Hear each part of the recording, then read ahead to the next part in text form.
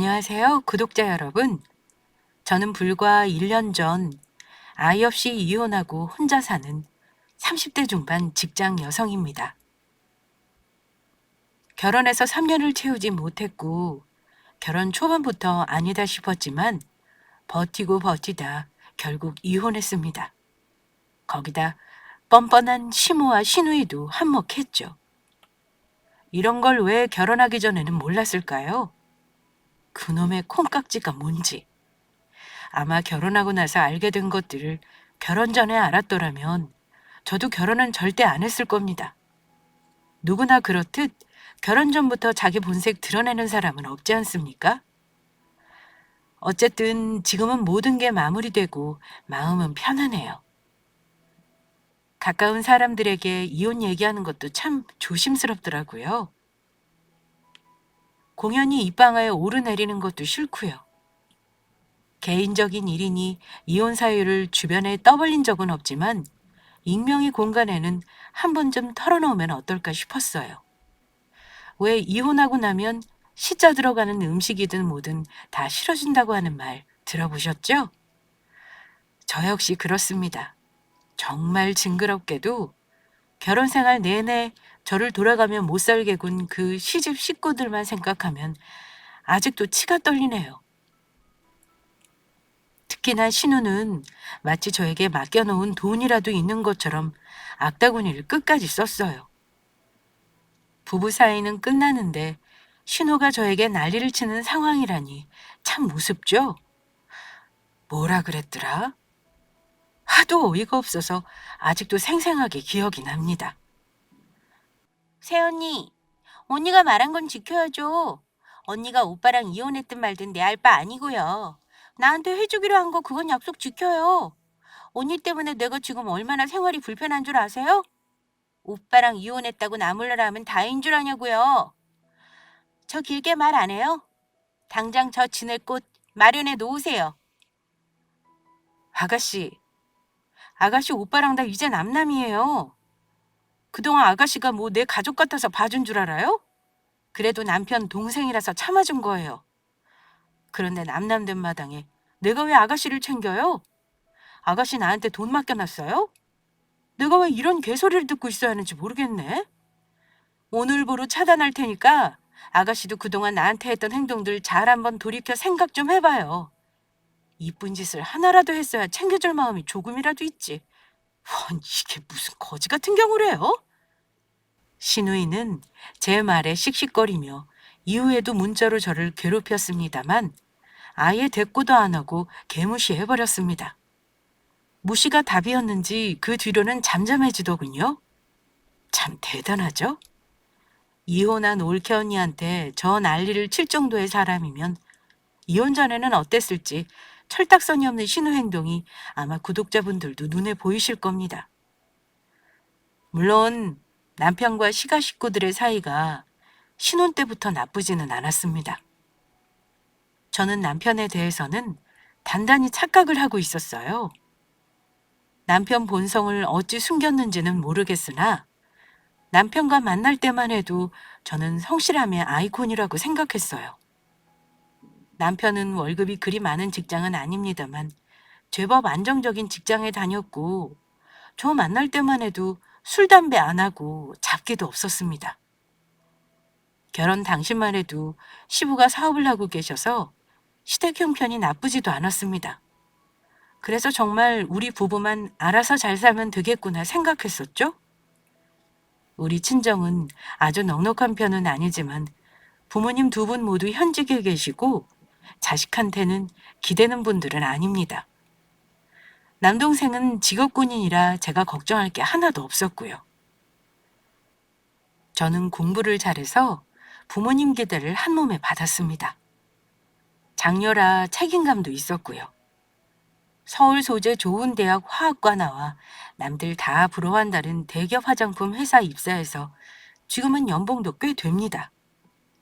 남편은 집이 청주라 직장인 서울에서 쭉 자취를 했습니다. 저는 집에 가면 자취방 근처라 연애할 때 간혹 반찬도 챙겨주곤 했어요. 그러다가 결혼하면서 신혼집을 어찌할까 고민했는데 처음에는 남편이 자기 집에서 전셋집 얻는데 돈을 보태주기로 했다고 하더라고요. 하지만 하필 시부가 시설에 투자를 많이 하느라고 집 얻어주기는 힘들 것 같으니 살고 있는 오피스텔 원룸에서 일단 사는 게 어떠냐고 했습니다. 하지만 누가 원룸에서 신혼을 시작하고 싶겠어요? 사실은 제가 부모님 도움을 받아 은평구에 아파트를 마련해 놓은 게 있었습니다.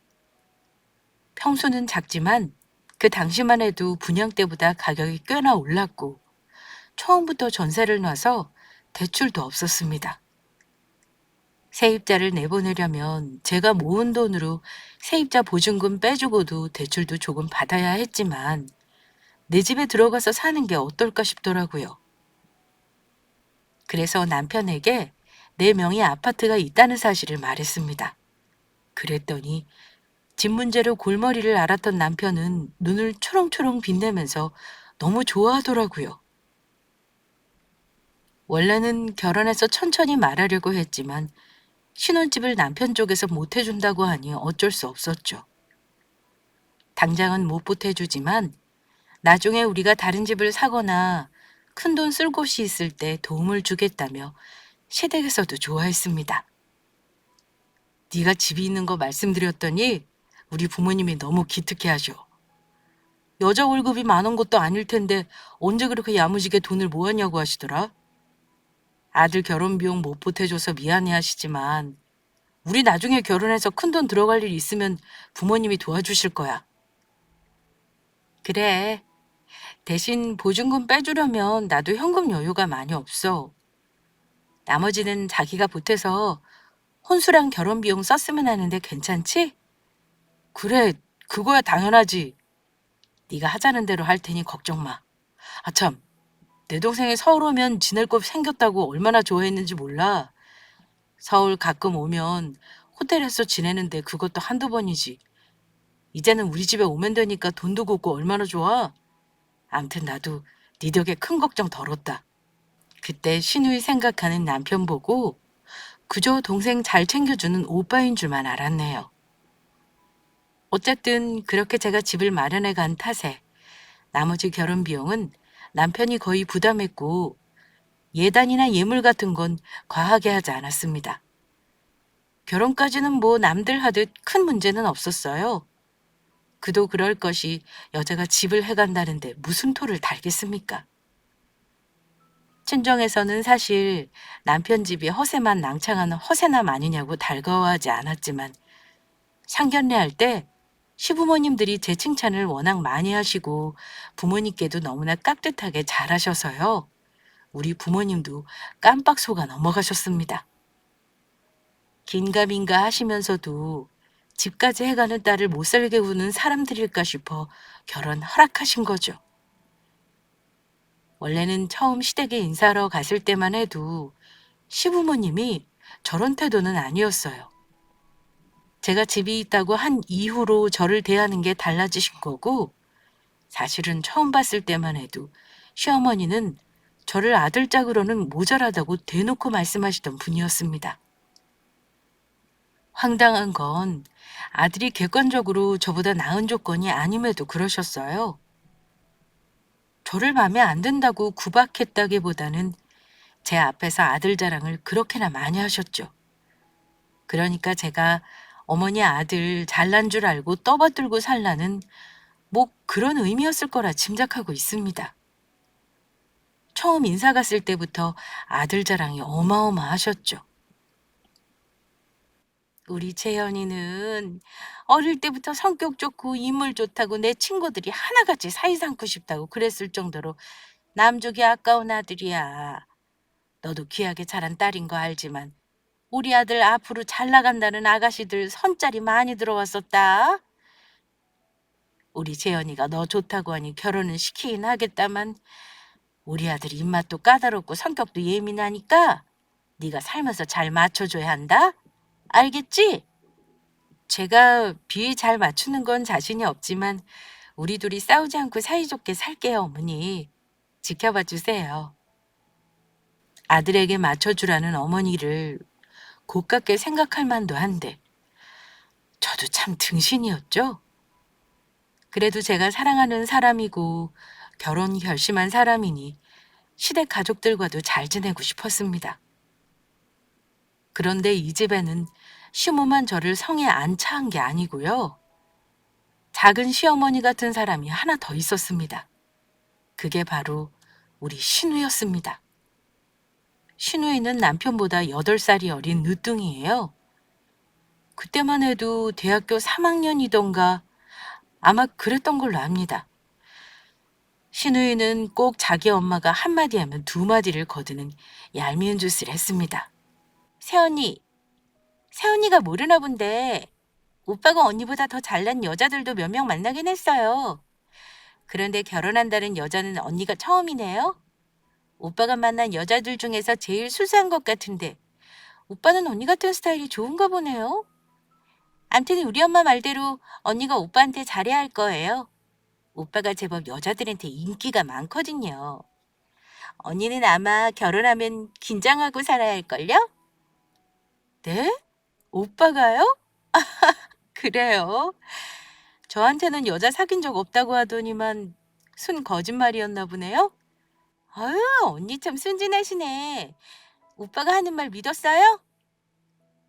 신우가 저리 말하며 키득거리자 시어머니가 아가씨 옆구리를 쿡 찌르더라고요. 그때 신우에게 푼수 같은 면이 있다는 건 알아봤습니다. 저런 걸 자기 오빠 자랑이라고 흉인지도 모르고 떠벌리다니요. 신우는 생긴 것도 신모와 똑 닮았어요. 약간은 사나운 인상에 여자치고는 키도 컸습니다.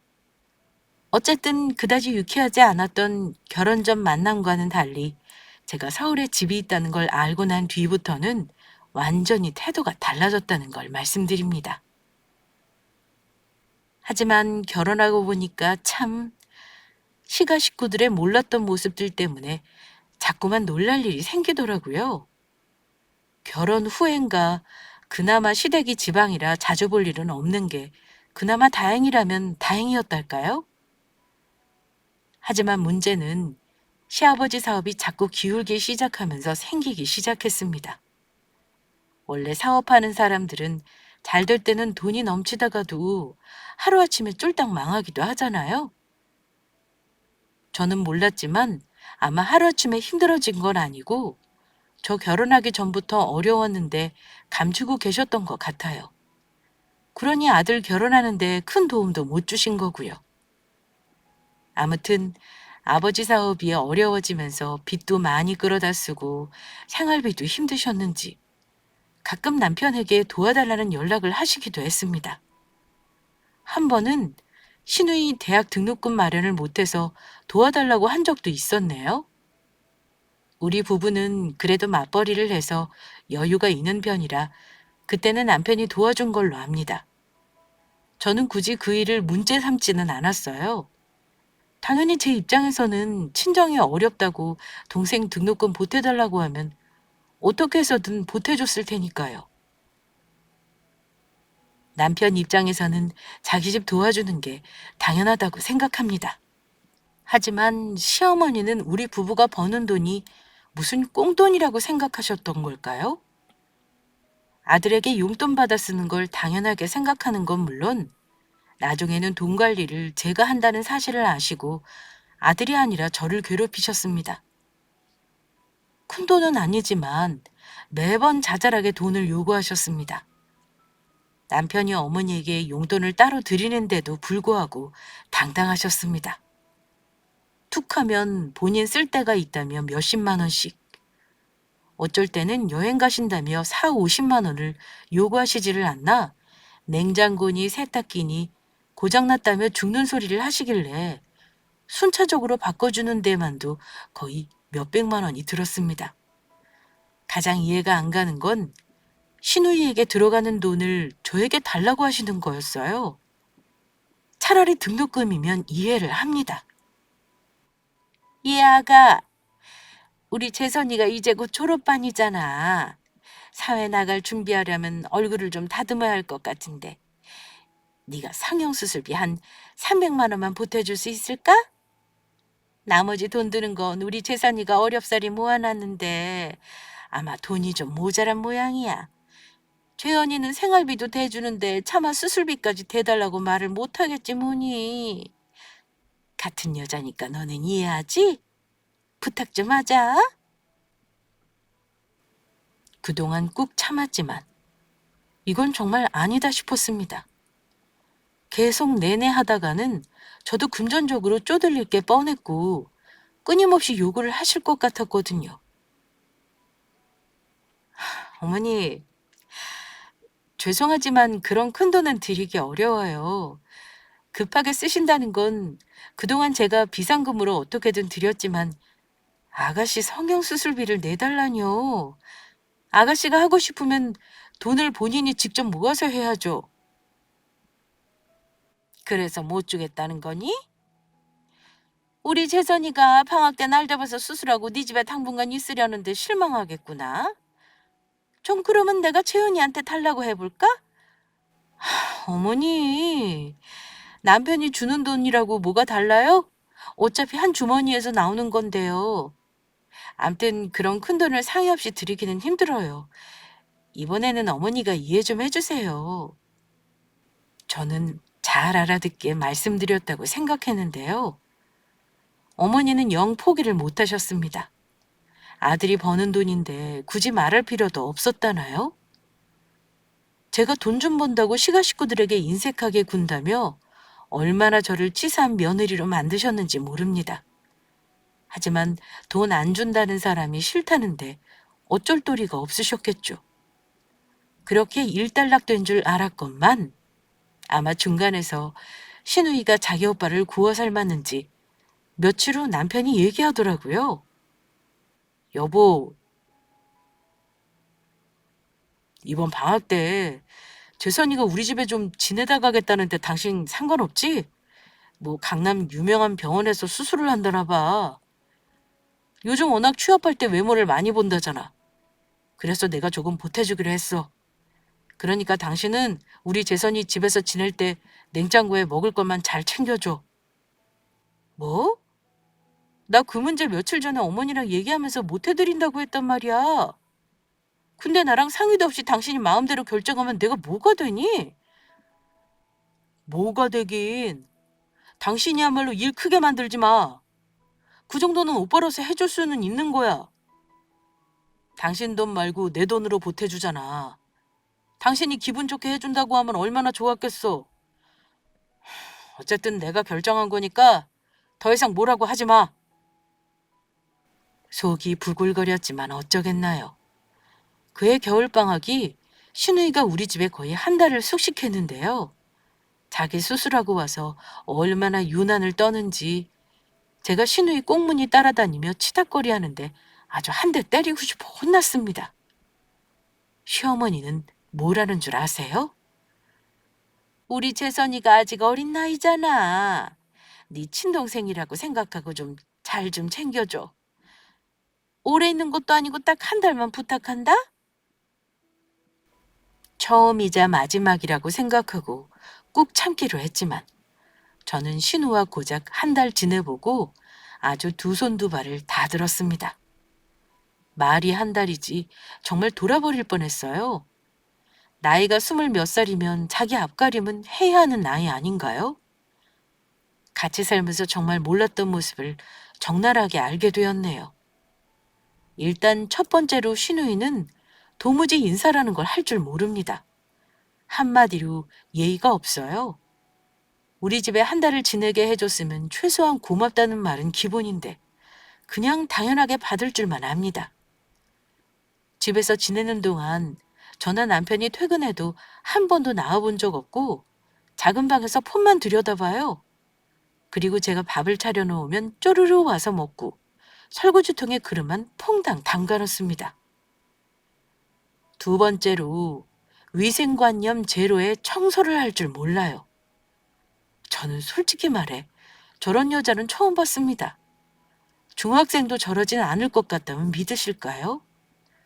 기본적으로 자기 빨래나 방 청소를 전혀 하지 않아요. 오빠네 와서 사는데도 저 정도면 자기 집에서는 대체 어떻다는 건지 짐작이 가더라고요. 자기 속옷 빨래하는 거기까진 바라지도 않습니다. 처음에 세탁바구니에 세탁할 옷을 넣어달라고 좋게 좋게 이야기해도 변하는 게 없더군요. 방이며 거실, 여기저기에 자기 옷가지를 이리저리 휙휙 던져놓는 거는 기본이고요. 게다가 뭐라도 하나 먹으면 주방이나 식탁, 거실, 방에 먹은 흔적을 그대로 남겨놓아요. 회사 갔다가 저녁 늦게 퇴근해서 돌아와 보면 거실이고 주방이고 할 것 없이 죄다 난장판입니다. 거실에서는 무슨 패션쇼라도 했는지 온갖 옷들이 널려 있고, 주방 식탁에는 아침 먹고 뚜껑도 닫아놓지 않는 반찬통들과 음식물이 말라붙어 있는 식기들이 널려 있습니다. 참다 못해 아가씨한테 말했더니 못마땅한 기색으로 알겠다고 하고는 대충 정리하는 척이라도 하는데 정말 안 하는 이만 못합니다. 그러면서 시어머니에게는 우리 집에서 지내는 동안 제가 너무 잘해줘서 다음번에 올 일이 있으면 또 여기서 지내고 싶다고 연병을 떨었더라고요. 언니, 나 다음번에 또 서울에 볼 일 있으면 언니 집에 와 있어도 되죠? 저 하나 있는 거 솔직히 언니 신경 쓸 거 없잖아요. 언니도 이래서 종일 집에 없는데 서로 불편할 것도 없고요. 어머, 아가씨, 다음이라뇨. 제 잔소리를 그렇게 듣고도 모르셨어요? 저 아가씨 치닥거리하느라 너무 힘들었어요. 다음에는 친구네서 지내던지 하세요? 언니 불편할까 봐 죽은 듯이 지내다가는구먼. 언니는 무슨 말을 그렇게 하세요? 암튼 엄마한테는 언니가 잘해줬다고 할 거니까 걱정 마세요. 신우이가 하는 짓이 하도 어이없어서 신우가 본가로 내려간 날 다시 한 번만 신우이가 우리 집에 와서 하루라도 자고 가겠다고 하면 이혼할 줄 알라고 남편에게 엄청 화냈습니다. 남편도 그때는 아무 말 못하더라고요. 자기 눈으로 봐도 심하다는 건 바보가 아닌 이상 다 알고 있었을 테니까요. 그래도 자기 동생 욕하는 건 듣기 싫었는지 그만하라며 버럭 화를 내더군요. 아무튼 저는 신호와 시모에게 이런 일로 괴롭힘을 당해가며 스트레스가 이만저만이 아니었습니다. 그런데 이번에는 또 남편이 문제였어요.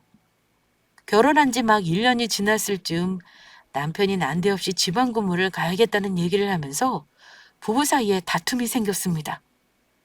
결혼 초반에는 나름 큰 문제 없이 의견차가 있어도 잘 조율하면서 지낸다고 생각했습니다.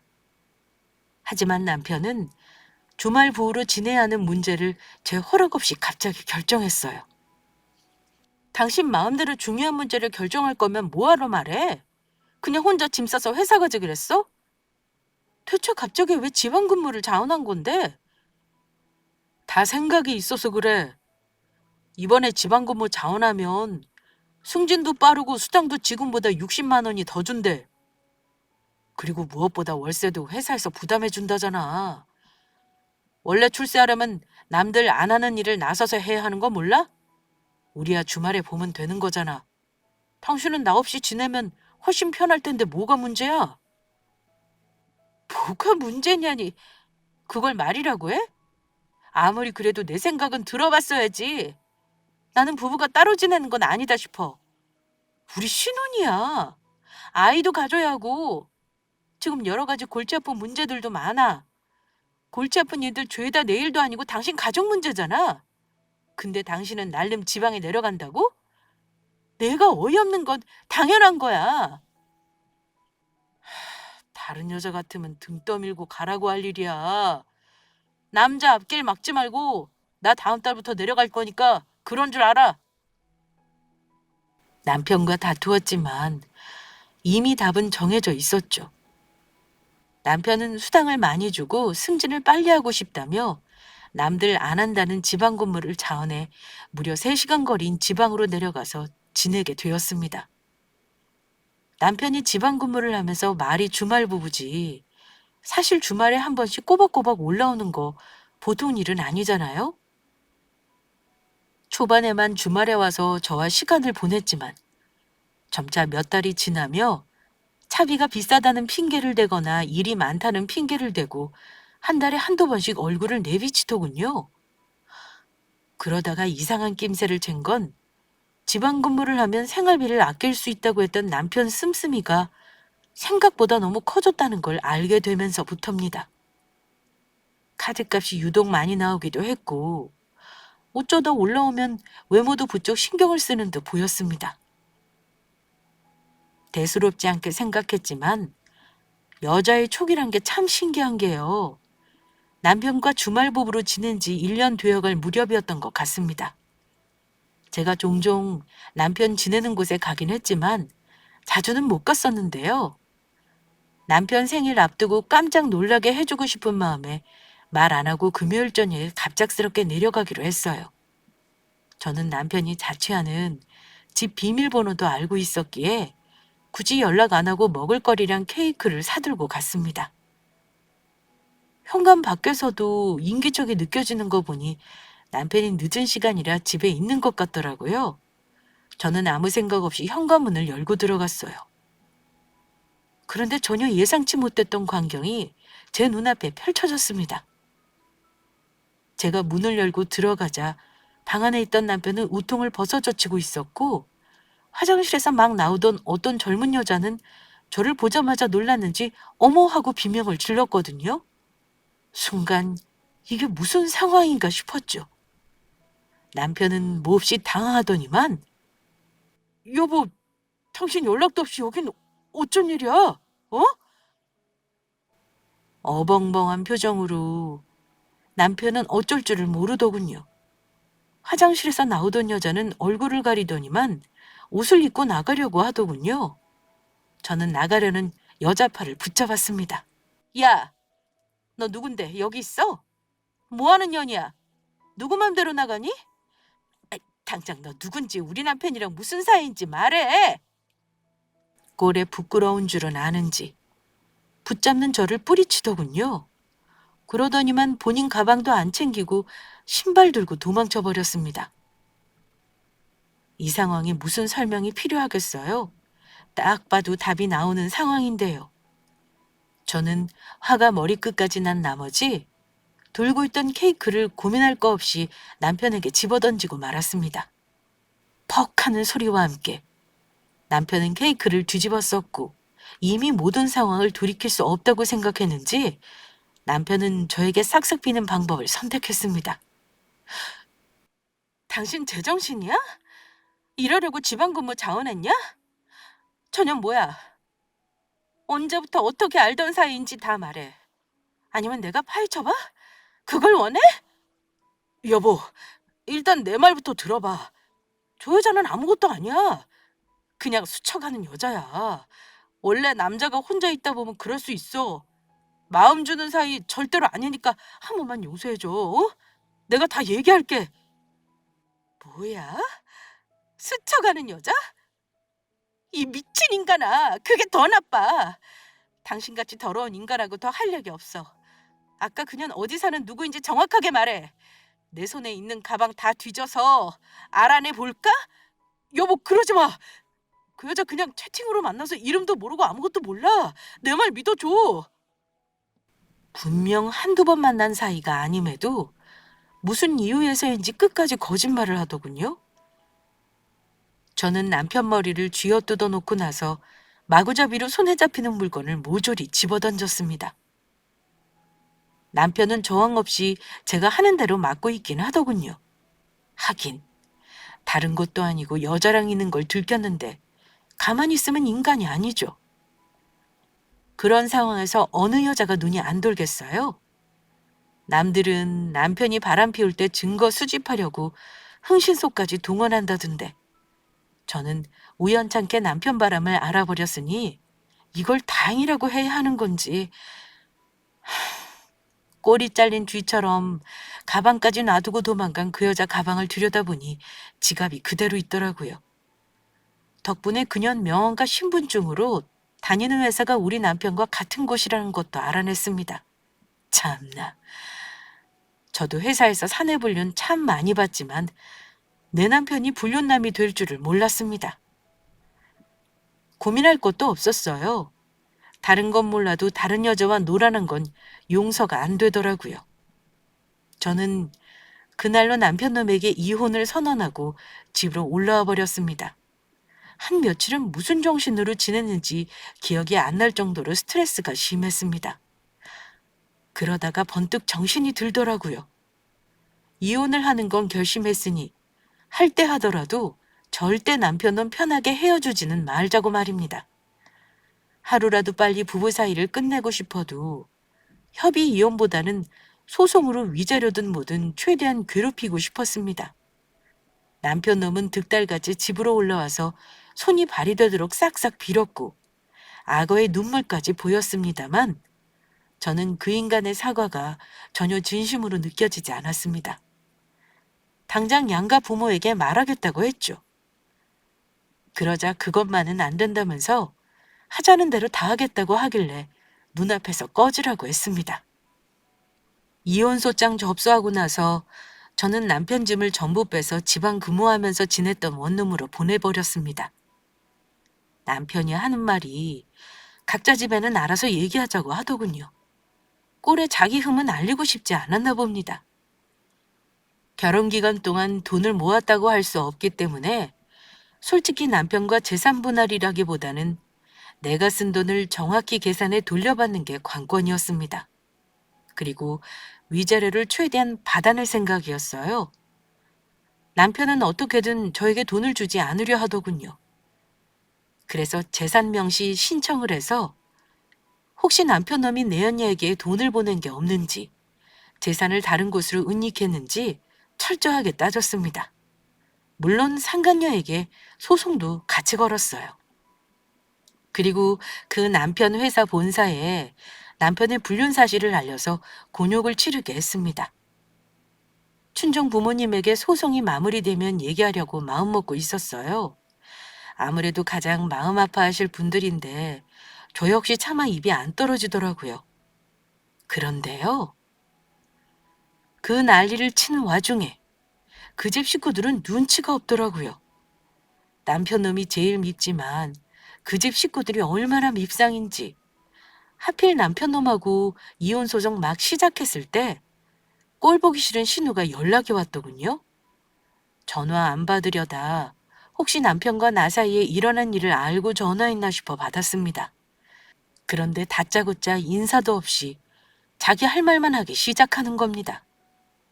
남편이 동생에게 자기 바람 피운 얘기는 안 했는지 우리 부부 사이 일은 전혀 모르더군요. 언니, 저 이번에 대학원 가게 됐거든요. 아무래도 지방대 출신이라 학벌 스펙이 딸려서 취업이 잘 안 되더라고요. 큰맘 먹고 대학원 지원했는데 다음 학기부터 다니게 됐지 뭐예요? 돈만 내면 다 들어가게 해주는 대학원에 들어간 게 뭐 그리 자랑인 건지. 설마 이번엔 나더러 학비 대달라는 말을 하려나 싶어 미리 철벽 방어했습니다. 네, 아가씨 잘 됐네요. 취업 안 하고 학교 다니면 돈도 많이 들겠어요. 학비는 다 해결하고 다닐 생각하는 거죠? 근데 어쩌죠? 제가 지금 아가씨랑 이런 얘기할 상황이 아니라서요. 오빠와 이혼 소송 중인 걸 말해야 하나 고민하는데 신우가 저의 시큰둥한 반응을 듣고는 이러는 겁니다. 언니, 누가 저 학비 보태달래요? 실은 마침 저 다니게 되는 대학원이 언니랑 오빠 신혼집이랑 지하철로 20분 거리인 거 있죠? 너무 잘 됐다 싶은 거예요. 서울은 비싸서 방 얻기도 힘들고 기숙사 생활하자니 제약이 너무 많기도 하고요. 경쟁률 세서 들어간다는 보장도 없고요. 신우이가 말하는 의도를 딱 알겠더라고요. 신우이는 대학원 다니는 동안 우리 집에서 살고 싶다는 말을 하고 싶어서 저에게 전화를 한 거였습니다. 기가 막혔죠.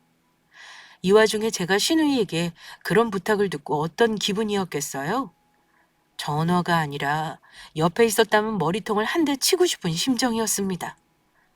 밉상도 이런 밉상이 어디 있나요? 그런데 저도 신우에게 하도 당한 게 많다 보니 약 올려주고 싶은 생각이 문득 들더라고요.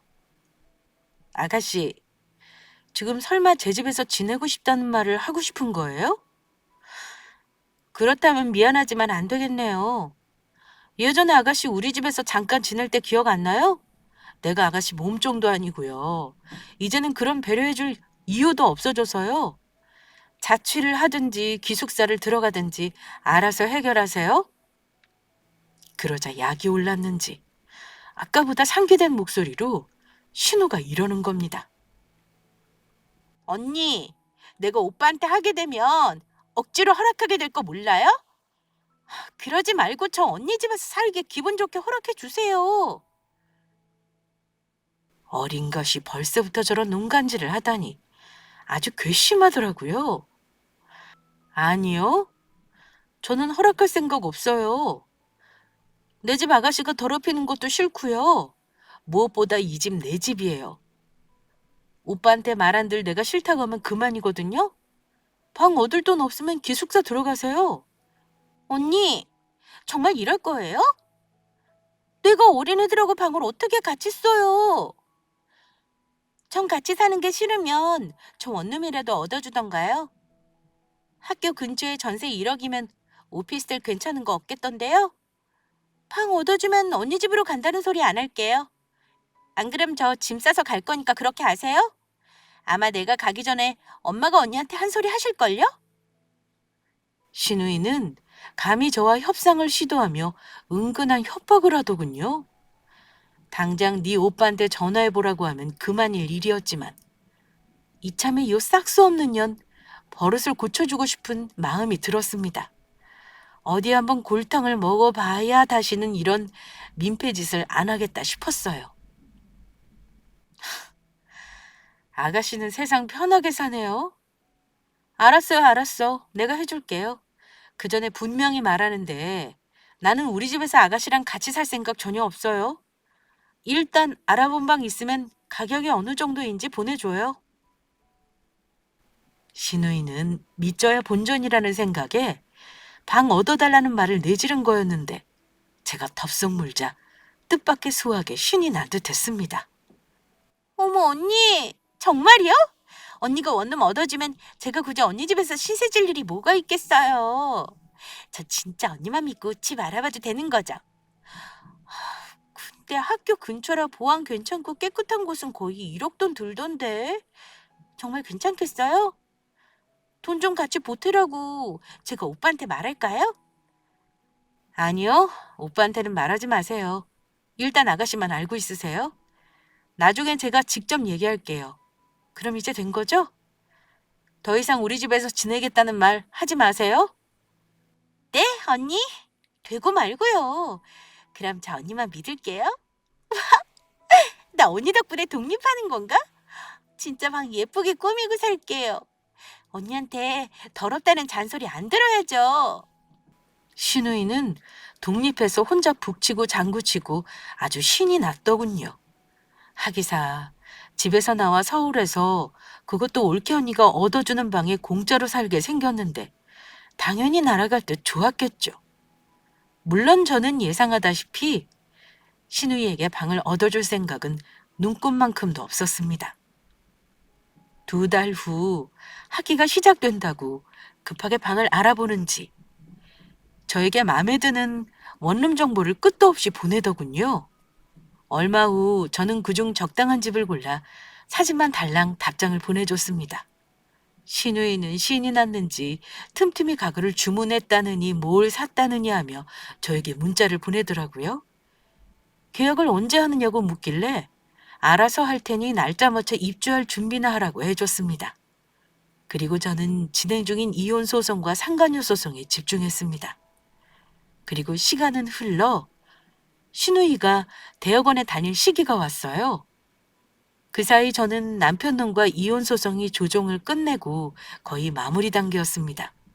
마침 신우이는 제가 집만 구했다고 하고 연락이 없으니 매일 전화를 해서 집을 보러 가고 싶다고 하더군요. 새언니, 왜 그리 연락이 없어요? 나 다음 주면 학교 다녀야 하는데 짐 옮겨야 하잖아요. 저 이번 주말에 언니가 얻어준 집 같이 가볼까요?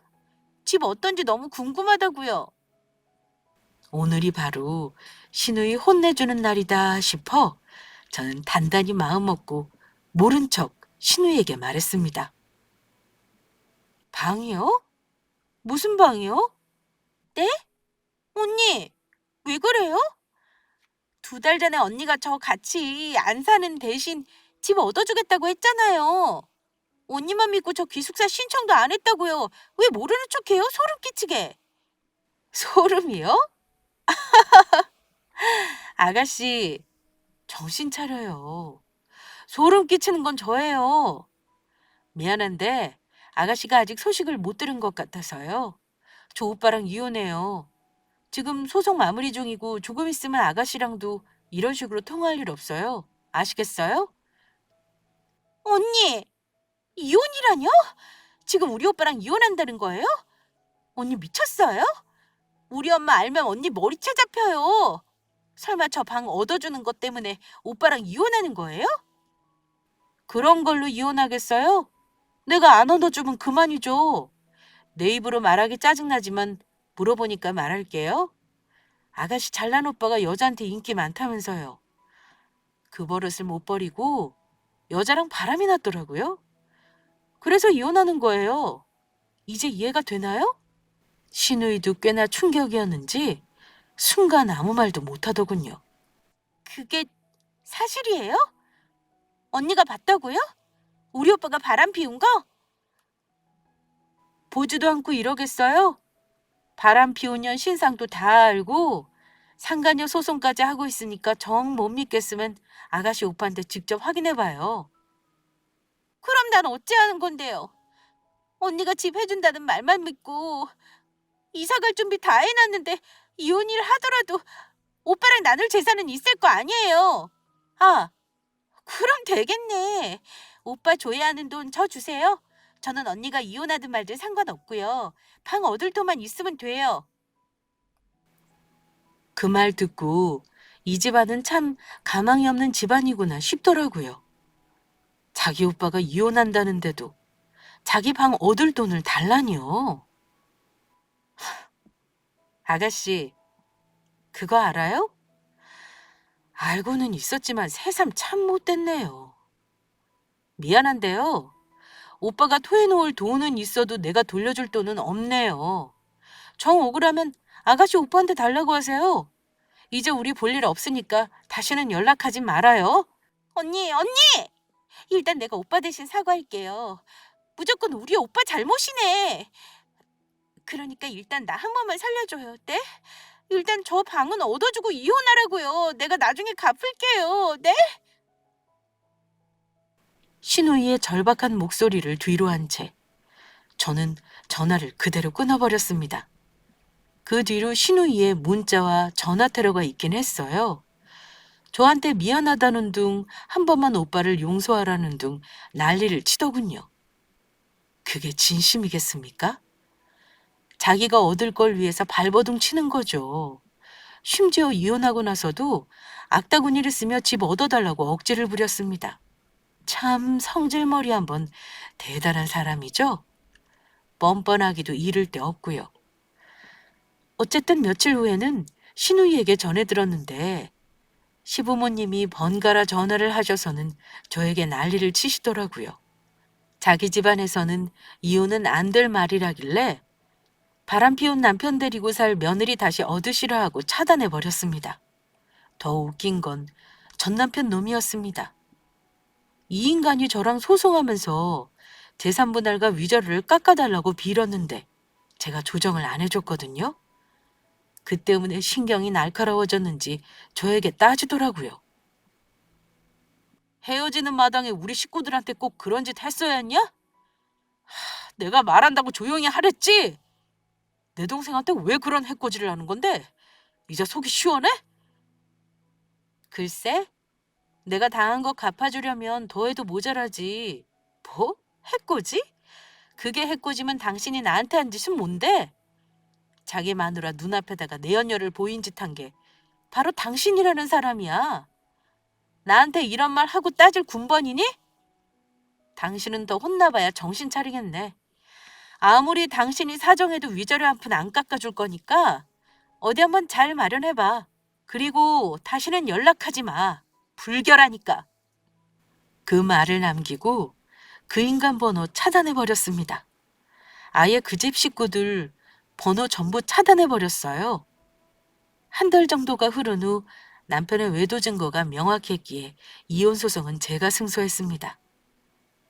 재산 분할도 제가 생각한 것보다 잘 받을 수 있었고, 상간녀에게도 위자료 소송을 이겨서 소액이지만 위자료를 받을 수 있었어요. 그렇게 저의 짧지만 롤러코스터 같은 결혼은 종지부를 찍을 수 있었습니다. 전 남편과 살던 집은 지금은 세입자를 들였어요. 당분간은 친정 부모님과 지낼 생각이라서요. 저는 결혼했던 3년이 채 안 되는 시간보다 남편 놈과 못된 시가 식구들을 안 보고 사는 지금이 더 행복한 것 같아요. 아마 결혼은 내 체질이 아닌지도 모르겠네요. 저는 당분간은 제 자신에게 투자를 해서 이 좋은 세상 멋지게 살아보려고 합니다. 이걸 보시는 기혼자분들도 배우자가 배신하거나 시가 식구들 때문에 스트레스를 받는다면 절대 바보같이 당하지시만 마시고 그때그때마다 상황 대처를 잘해서 피해보는 일이 없었으면 좋겠습니다. 상대방이 만만하면 못된 인간들은 그걸 이용해 먹으려고 하는 사람들이 꼭 있는 법이더라고요. 우리 구독자분들은 어떤 일이든 현명하게 대처해서 이 좋은 세상 행복하게 사시기를 바라봅니다. 그럼 저의 파란만장했던 이혼 사연은 여기서 줄이도록 하겠습니다. 감사합니다.